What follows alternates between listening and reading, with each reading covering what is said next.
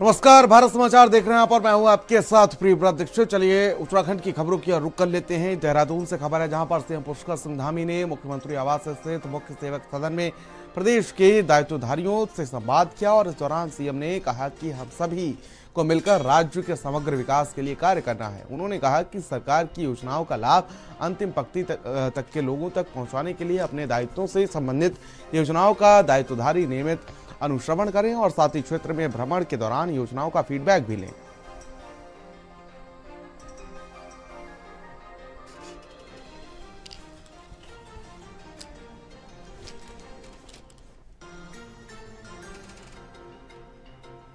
पंकज पवार उत्तराखंड से हमारे bureau chief जुड़ चुके हैं हमारे साथ। पंकज, क्या अपडेट जानकारी मिल पा रही, जिस तरीके से योजनाओं को धरातल पर किस तरीके से पहुंचाया जाए और साथ ही साथ जनता को इसका ज्यादा से ज्यादा लाभ कैसे मिले, इसको लेकर किस तरीके से आज ये कार्यक्रम आयोजित किया गया? देखिए, दायित्वधारियों के साथ एक संवाद था मुख्यमंत्री का, और क्योंकि सरकार के इन अंग हैं वो सरकार के तमाम आयोगों, तमाम अगर कहा जाए तो समितियों और तमाम परिषदों में उनको जगह दी जा रही है। तो ऐसे में मुख्यमंत्री ने सबसे आग्रह किया है कि भाई अगर आपको जिम्मेदारी मिली है तो कहीं ना कहीं उन तमाम सरकार की योजनाओं को आप जनता तक पहुंचाएं, क्योंकि आपके पास सुविधाएं भी अगर सरकार दे रही है तो उस सुविधाओं का आप ऐसा नहीं कि अपने राजनीतिक फायदे के लिए उपयोग करें, वो तो अलग बात है, लेकिन सरकार की योजनाओं को भी धरातल तक और जनता तक पहुंचाने की कोशिश की जाए। तो ये मुख्यमंत्री ने आज साफ संदेश जो है तमाम दायित्वधारियों को दिया है। उम्मीद की जा रही है कि अब ये तमाम दायित्वधारी जितने बनाए गए हैं वो सरकार और खुद मुख्यमंत्री के निर्देशों का पालन करेंगे और योजनाओं को धरातल पर उतरवाने के लिए अनुश्रवण भी करते हुए नजर आएंगे। लेकिन अब देखना दिलचस्प होगा कितना ये हो पाता है, कितना मुख्यमंत्री के आदेशों का पालन होगा। ठीक है पंकज, आप बने रहिए हमारे साथ, तमाम अपडेट्स और जानकारी आपसे आगे भी लेते रहेंगे। और गर्मी के सीजन की शुरुआत हो चुकी है और जसपुर में गर्मी ने अपना रौद्र रूप दिखाना भी शुरू कर दिया है। गर्मी के सीजन की शुरुआत होते ही ग्रामीण क्षेत्रों में लगे सरकारी हैंडपंपों ने दम तोड़ दिए हैं। जमीनी स्तर पर सरकारी हैंडपंप तो लगे हुए हैं, लेकिन उसमें पानी मौजूद नहीं है। ग्रामीणों का आरोप है कि गर्मी के सीजन में हमेशा से ही पानी का जलस्तर गिर जाता है और नल सूख जाते हैं। ऐसे हालात में संबंधित विभाग को अवगत भी कराया गया है, लेकिन आला अधिकारियों के कान पर जू तक नहीं रेंगती। हालांकि कई बार ग्राम प्रधान को भी सूचित किया जा चुका है, लेकिन नलों में पानी अब तक नहीं है। वहीं उप जिलाधिकारी ने बताया कि पिछले दिनों में भी इस संबंध में विभाग के साथ मीटिंग भी की गई। सहायक अभियंता और अपर अभियंता के द्वारा पूरी रिपोर्ट भी मंगाई गई है। ऐसी अभी कोई पानी की समस्या नहीं है। उनके द्वारा जो रिपोर्ट दी गई है उसमें 4 नलों में समस्या आ रही थी, जिसमें काम चल रहा था। ये नल पानी छोड़ जाता, गर्मी से गर्मी ज्यादा पड़ती है तो पानी नहीं आता, इसमें पानी नहीं आता तो फिर बाहर वाले भी आते हैं, पीने वाले रास्ते वाले, तो भी कहते हैं कि नल सही नहीं है। बहुत ध्यान देना चाहिए, पानी की तो जरूरत रहती आने जाने वालों को भी और हमें भी। ये लगातार ही हैं। अब क्या कहते हैं, जैसे ये धान लगने और क्या कहते हैं सरकार ने इस पे रोक लगा रखी है, तब भी जनता नहीं मान रही है और इस पे क्या कहते हैं रोक लगनी चाहिए, ये बंद होने चाहिए। और आए दिन नल भी पानी छोड़ रहे हैं, पानी सूख रहा है और आने जाने वाले राहगीरियों को और जनता को परेशानी का सामना करना पड़ रहा है। और निजामुद्दीन शेख हमारे साथ जुड़ चुके हैं, हमारे संवाददाता जसपुर से। निजामुद्दीन, जिस तरीके से तस्वीरें सामने आई हैं, कहीं ना कहीं अधिकारियों पर एक बड़ा सवाल है कि आप चिलचिलाती गर्मी में भी पानी उपलब्ध नहीं करा पा रहे हैं, राहगीरों को दिक्कतों का सामना करना पड़ रहा है। क्या अपडेट मिल पा रही है? देखिए, मैं आपको बता दूं कि जिस तरीके से उधम सिंह नगर जिले में जैसे गर्मी ने अपना रुद्र रूप धारण कर लिया है, तो वही नलों के जो जल स्तर लगातार नीचे गिरा है। जल स्तर गिरने से नल सूख रहे हैं। नल तो विभाग के द्वारा लगा दिए गए हैं, लेकिन इस समय शोपीस दिखाई दे रहे हैं। सबसे बड़ी दिक्कतों का सामना ये है कि जहां आला अधिकारियों को स्थानीयों की शिकायत पर क्षेत्र में घूमना चाहिए, सर्वे करना चाहिए, सर्वे करने के दौरान उसका निस्तारण करना चाहिए, लेकिन अधिकारी वहां पर मौजूद नहीं होते हैं। हालांकि ग्राम प्रधान के द्वारा भी इस चीज को देखा गया है कि ग्राम प्रधान भी कहा गया है कि आला अधिकारियों से हमारी बात होती है, लेकिन कोई भी उधर नहीं आता। लेकिन इसी के दौरान जो सरकारी हैंडपंप लगाए जाते हैं वो लोगों की सुविधा के लिए, पानी के लिए लगाए जाते हैं, लेकिन इस समय शोपीस बना हुआ है। हालांकि उप जिलाधिकारी महोदय से बात इस बारे में की गई है। उन्होंने कहा है कि पिछले दिनों भी सर्वे कराया गया था, लेकिन सर्वे में बताया गया है कि निजामुद्दीन हमारे साथ जुड़ने के लिए, तमाम जानकारी साझा करने के लिए। और खबर देहरादून से सामने आई है, जहां पर दून मेडिकल कॉलेज अस्पताल में बढ़ती गर्मी के साथ ही त्वचा से संबंधित रोगों के मरीज बड़ी संख्या में पहुंच रहे हैं। जहां पर सामान्य ओपीडी 100 से 150 रहा करती थी, तो वहीं अब 200 से अधिक त्वचा रोगी अस्पताल पहुंचने लगे हैं। ऐसे में डॉक्टर ने लोगों को धूप से बचने की सलाह दी है। त्वचा रोग विशेषज्ञ डॉक्टर आस्था पंत ने क्या सलाह दी है, वो सुनिए आप। जैसे आप भी आजकल फील कर सकते हैं, पिछले साल के मुकाबले गर्मी बढ़ती जा रही है, तो आजकल हम लोगों को मतलब सुझाव देते हैं कि वो बाहर 10 से 4 बजे की धूप के टाइम पे बाहर ना निकले। 10 से 4 बजे उस टाइम पे धूप का प्रभाव बहुत तेज होता है, तो उस टाइम पे जितना हो सके घर से निकलना परहेज करें। बाहर निकलना ही पड़े जरूरी है तो थोड़ा चेहरे मतलब पूरा कवर्ड, जैसे फुल स्लीव का कॉटन का कपड़ा पहनेंगे, चेहरे को भी मास्क से या फिर सनग्लासेस से ढक लेंगे, एक चेहरे को ढक लेंगे टॉवल से, शॉल से, या छाता आप यूज कर सकते हैं, तो उसी हिसाब से थोड़ा जितना उसे ढक लेंगे अपने आप को। और जैसे पसीना किसी को ज्यादा आता है, पसीना तुरंत नहा के कोई कॉटन के कपड़े में चेंज कर लेंगे। जैसे स्पेशली बच्चे होते हैं वो तो खेलने चले जाते हैं, वो बाहर चले जाते हैं, तो कीड़े वीड़े बहुत काटने की समस्या बच्चों में आ जाता है। तो हम माँ बाप को सुझाव देते हैं कि बच्चों को थोड़ा फुल स्लीव के कपड़े पहना दे, या फिर ओडोमॉस या कोई भी ऐसे मच्छर या कीड़े से काटने वाला क्रीम ऐसे पहना के बच्चों को भेज दे। और खबर देहरादून से सामने आई है, जहां पर स्वास्थ्य विभाग ने डेंगू टेस्ट की दर निर्धारित कर दी है। मुख्य चिकित्सा अधिकारी देहरादून डॉक्टर मनोज कुमार शर्मा ने मामले पर जानकारी दी है। उन्होंने बताया कि निर्धारित दर से अधिक शुल्क लेने पर सख्त कार्रवाई की जाएगी। उनकी अध्यक्षता में जनपद के रक्तकोष संचालकों और साथ ही निजी पैथोलॉजी लैब प्रतिनिधियों की एक बैठक हुई, जिस बैठक में निर्देशित किया गया कि डेंगू टेस्ट के लिए निर्धारित अधिकतम दरों की सूची निजी चिकित्सालयों और लैब की वेटिंग एरिया और बिलिंग काउंटर पर चस्पा करनी होगी। माननीय जिलाधिकारी महोदय द्वारा भी इस संबंध में निर्देशित किया गया था, जो डेंगू की बैठक हुई थी।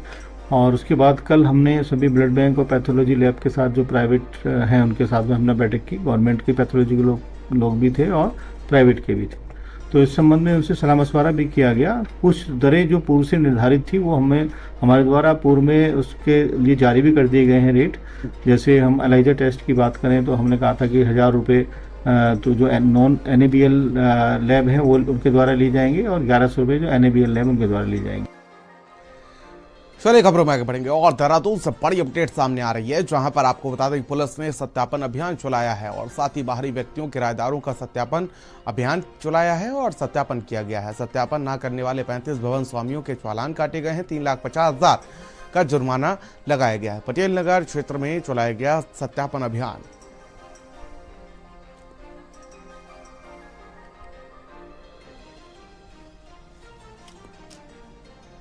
और खबर देहरादून से सामने आई है, जहां पर आपको बता दें कि उत्तराखंड में 30 अप्रैल से 4 धाम यात्रा शुरू होने जा रही है, जिसको लेकर राज्य सरकार की तैयारी तेज हो गई है।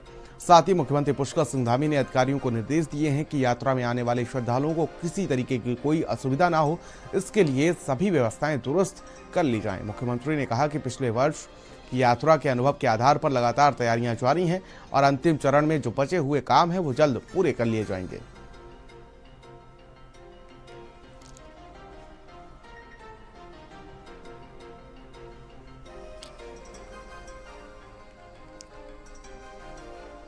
और इसी केस से बड़ी खबर सामने आ रही, जहां पर महादेव चट्टी के पास एक वाहन खाई में गिरा है और SDRF टीम ने रेस्क्यू ऑपरेशन जारी किया है। यहां पर आपको बता दें कि लगभग 500 मीटर गहरी खाई में वाहन जा गिरा। हादसे में कार सवार युवक की दर्दनाक मौत हुई है। कौड़ियाला और तोता घाटी के बीच का ये पूरा मामला बताया जा रहा है।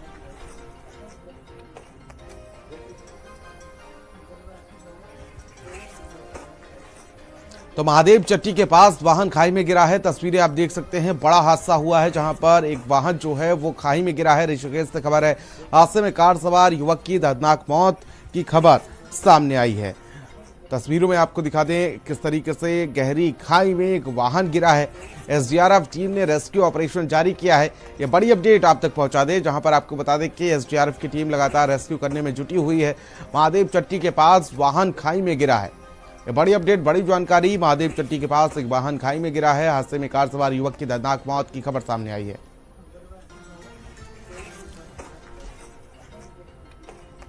तो एसडीआरएफ की टीम लगातार रेस्क्यू ऑपरेशन में जुटी हुई है। लोगों को निकालने की कवायद की जा रही है।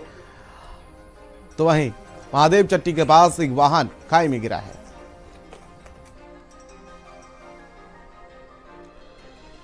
और खबर देहरादून से सामने आई है, जहां पर आपको बता दें कि राज्य सरकार के द्वारा साल 2025 में चारधाम यात्रा के लिए कई प्लान बनाए गए हैं, जिसमें से उत्तराखंड में बढ़ते प्रदूषण को देखते हुए यात्रा के दौरान इलेक्ट्रिक वाहनों के संचालन को बढ़ाने के लिए भी कदम उठाए गए हैं। वहीं प्रदेश भर में बड़ी संख्या में इलेक्ट्रिक चार्जिंग स्टेशन लगाए जा रहे हैं।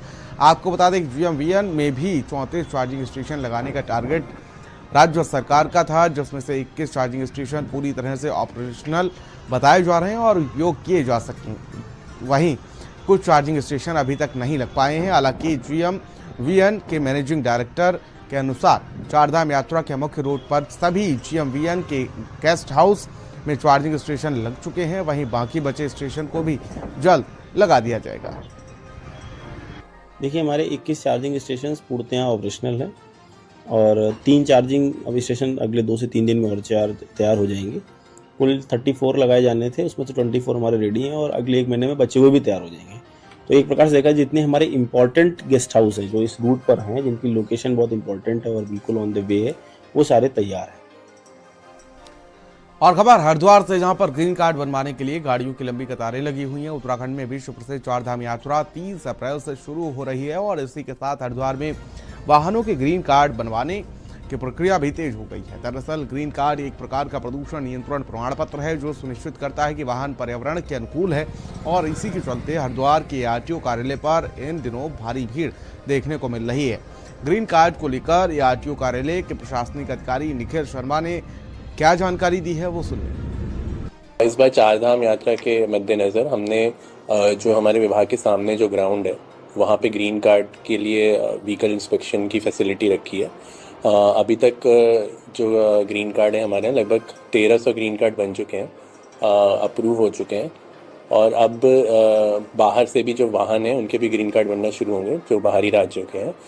इस बार जो बाहरी राज्यों के वाहन हैं उनका ग्रीन कार्ड 15 दिन के लिए बन पाएगा, उसके बाद उनको फिर से उसको रिन्यू कराना पड़ेगा।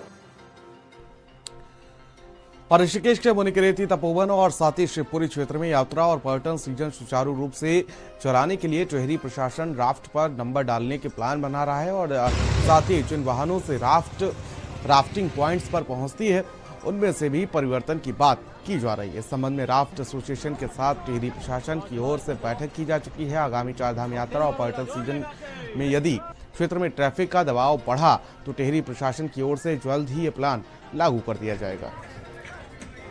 हमारे डीएम सर के निर्देश पर यहाँ पे राफ्टिंग एसोसिएशन के साथ हमारे टूरिज्म अफसर, पुलिस डिपार्टमेंट और प्रशासन में एसडीएम ने बैठक की थी और उसमें ये तय हुआ था कि जो राफ्ट हैं उनमें नंबर डल जाए और साथ में गाड़ियाँ जिससे वो राफ्ट को हम ट्रेवल करके ले जाते हैं उसके संबंध में कुछ परिवर्तन की बात हुई, जिससे यात्रा को हम सुचारू रूप से चला सकें। तो इसको एग्जीक्यूट करने के लिए आज एसएसपी सर और सीओ साहब भी बैठे थे और मेरे ख्याल से अभी आज भी राफ्ट एसोसिएशन के लोगों से बातचीत चल रही है। और खबर देहरादून से, जहां पर उत्तराखंड कांग्रेस के वरिष्ठ कांग्रेस उपाध्यक्ष संगठन और प्रशासन सूर्यकांत धस्माना ने संविधान को लेकर बयान दिया है। उन्होंने कहा कि अखिल भारतीय कांग्रेस कमेटी के कैलेंडर के अनुसार कांग्रेस प्रदेश में आगामी 44 दिनों तक संविधान बचाओ कार्यक्रम चलाएगी और जिसके तहत 30 अप्रैल को रेंजर्स ग्राउंड में राज्यव्यापी रैली आयोजित की जाएगी, जिसके बाद प्रदेश के सभी जनपदों में 70 विधानसभाओं में संविधान बचाओ रैली आयोजित की जाएगी। हम प्रदेश के हर जनपद में संविधान बचाओ रैली करेंगे और उसके बाद प्रदेश की 70 विधानसभाओं में ये अभियान चलेगा संविधान बचाओ का, जिसमें गोष्ठियां होंगी, सम्मेलन होंगी, हमारी पदयात्राएं होंगी। संविधान के मामले में बहुत गंभीर पार्टी है, क्योंकि संविधान पर लगातार जिस प्रकार से आरएसएस, भाजपा, संघ परिवार के लोग हमला कर रहे हैं, संविधान को बदलने की बात कर रहे हैं। तमाम कानूनों में जो संविधान ने हमें फंडामेंटल राइट दिए हैं उनके बारे में जिस प्रकार से तमाम तरह की गलत व्याख्या भारतीय जनता पार्टी और संघ परिवार कर रहा है, तो जनता के बीच में जाकर के ये संदेश देना है कि भारतीय जनता पार्टी, आरएसएस, संघ परिवार ये देश के संविधान को बदलना चाहते हैं, उसको नष्ट भ्रष्ट करना चाहते हैं। जम्मू कश्मीर पहलगाम में पर्यटकों पर हुए आतंकी हमले के बाद टिहरी पुलिस अलर्ट मोड पर है, तो वहीं मुनिकरेती तपोवन क्षेत्र में पर्यटकों का सबसे अधिक आवागमन होता है और ऐसे में टिहरी पुलिस ने भी सुरक्षा के कड़े इंतजाम किए हैं। एसएसपी टिहरी आयुष अग्रवाल खुद मुनिकरेती कंट्रोल रूम में चप्पे चप्पे पर नजर बनाए हुए हैं। एसएसपी टिहरी आयुष अग्रवाल का कहना है कि पुलिस मुख्यालय के निर्देश पर सभी थानाध्यक्षों को अपने अपने क्षेत्र में सघन चेकिंग अभियान चलाने का निर्देश दिए गए हैं। वहीं जो संदिग्ध दिखाई दे रहे हैं उनसे पूछताछ की जा रही है। सीसीटीवी कैमरों से भी निगरानी की जा रही है।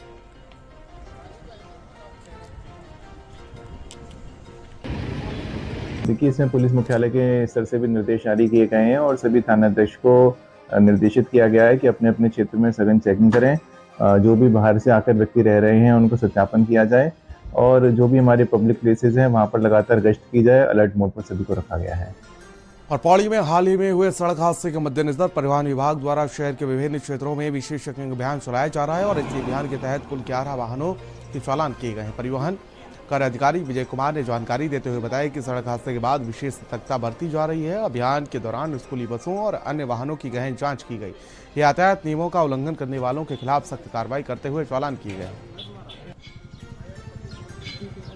कल के सड़क हादसों को देखते हुए आपने विशेष चेकिंग अभियान चलाया है जिसमें अभी तक 11 चालान हो चुके हैं और ये अभियान आज पूरे दिन भर जारी रहेगा और आने वाले दिनों में भी चालान किए जाएंगे।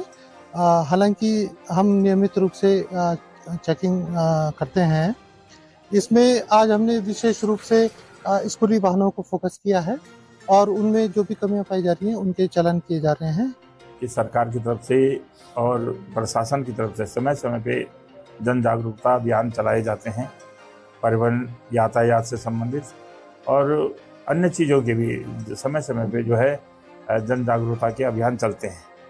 तो मैं समझता हूं कि जैसे नगर क्षेत्रों में इसका अधिक प्रभाव देखने को मिलता है कि समय समय पर चेकिंग होती है, जगह जगह पर चेकिंग होती है, ऐसे ग्रामीण क्षेत्रों के मार्गों पर भी जो है पुलिस के द्वारा या आरटीओ के द्वारा चेकिंग होनी चाहिए ताकि लोग सही तरीके से यातायात का नियमों का जो है पालन करें। और खबर हरिद्वार से, जहां पर स्वास्थ्य और सिंचाई सचिव और आर राजेश कुमार हरिद्वार पहुंचे, जहां पर सचिव ने महत्वपूर्ण स्थलों का निरीक्षण किया। वहीं इस मौके पर जिलाधिकारी हरिद्वार कमरेंद्र सिंह, सिंचाई विभाग के अधिकारी और स्वास्थ्य विभाग के अधिकारी साथ में मौजूद रहे। वहीं चारधाम यात्रा के परिप्रेक्ष्य में सचिव आर राजेश कुमार ने बताया कि बड़ी संख्या में सुपर स्पेशलिस्ट और MBBS डॉक्टर को तैनात किया गया है। भारत सरकार की तरफ से भी विभिन्न एम्स से 15 सुपर स्पेशलिस्ट डॉक्टर तैनात किए गए हैं।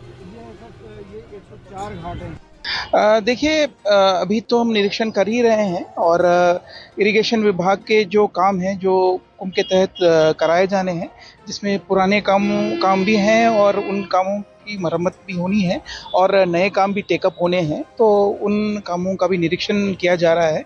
डीएम साहब भी मेरे साथ हैं और डिस्ट्रिक्ट एडमिनिस्ट्रेशन के ऑफिसर्स और इरिगेशन विभाग के अधिकारी भी मेरे साथ हैं।